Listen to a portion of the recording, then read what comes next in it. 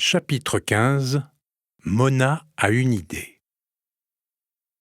Ce matin-là, Mona attendait Monsieur Paul à la pension.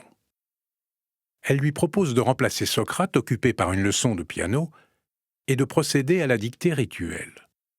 Excellent dérivatif, ainsi quand Lily descendra, il sera occupé naturellement avec la jeune fille. Naturellement. Il choisit de continuer sur les traces de Socrate.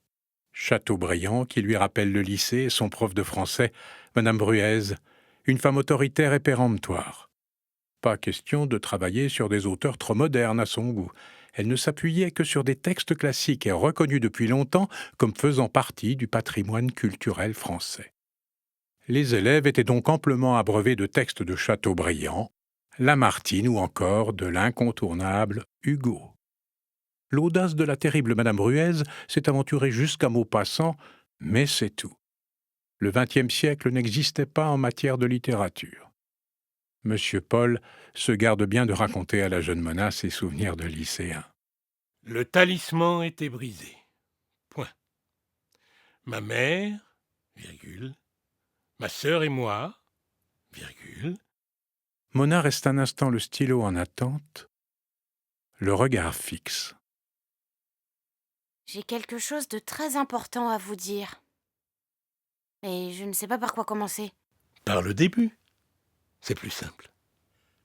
Voilà. Il ne faut pas vous en aller. Même si Lily n'est pas toujours de bon poil, faut rester. Et comme ça, on fera une vraie famille, avec un père, une mère, une tata. Et mon Valentin ne pensera plus à aller dans sa forêt. Et il restera avec moi. Et comme ça, je pourrai être grand-mère. Voilà. J'ai fini. Il ne comprend pas très bien le lien entre les mémoires d'outre-tombe et la composition de la famille à la pension Margoni. Chère Mona, je vous rappelle qu'avant d'être grand-mère, il faut d'abord être mère, qu'il y a un ordre auquel il est difficile d'échapper. Vous avez raison. Il faut d'abord que j'ai des enfants. J'ai... Comment on l'écrit ? Avec un E au bout. Parce que ce n'est pas sûr. C'est ça qui m'embête. C'est que ce n'est pas sûr.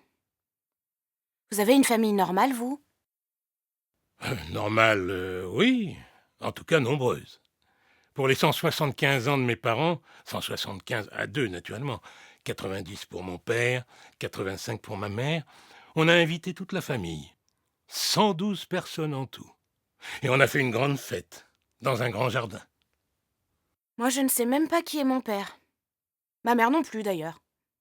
Elle dit que c'est peut-être un monsieur très riche, qui voulait se marier avec elle, mais comme il était trop vieux, elle n'a pas voulu, alors le vieux monsieur s'est jeté par la fenêtre. Ou alors, c'est Antoine. Mais comme il était trop jeune, ma mère n'en a pas voulu non plus. Et lui aussi, il voulait tout le temps se jeter par la fenêtre. Ils ont fini par le mettre dans un asile. Ma mère a peur que je fasse comme eux, que je me jette du 5e étage. C'est pour cette raison aussi qu'elle est contente de ne plus me voir. Elle préfère ne pas savoir, elle dit. Mais je ne me jetterai pas dans le vide. Je m'accroche. Et j'aurai 4 enfants. Peut-être même 5. Avec Valentin. Il est au courant de sa future famille nombreuse ?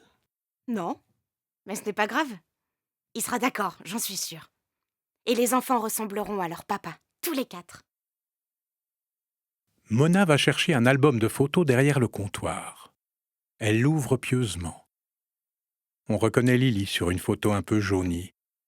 Elle a l'air triste. Sur une autre, son Valentin, avec ses grands yeux qui lui mangent tout le visage. Il est sur les genoux d'un monsieur.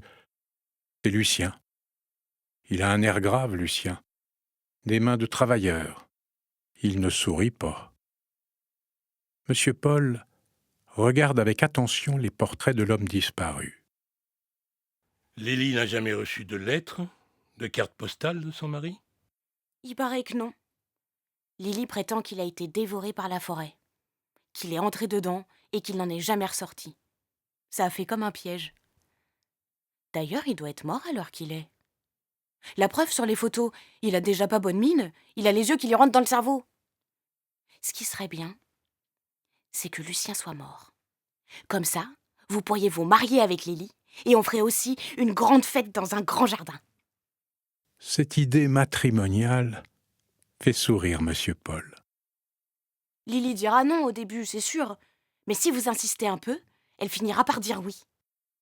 Alors, qu'est-ce que vous en pensez de mon idée? Lui qui avait déjà le crâne en ébullition, la question est bien malvenue. Il n'a d'ailleurs pas le temps de répondre. Émile est sur le pas de la porte.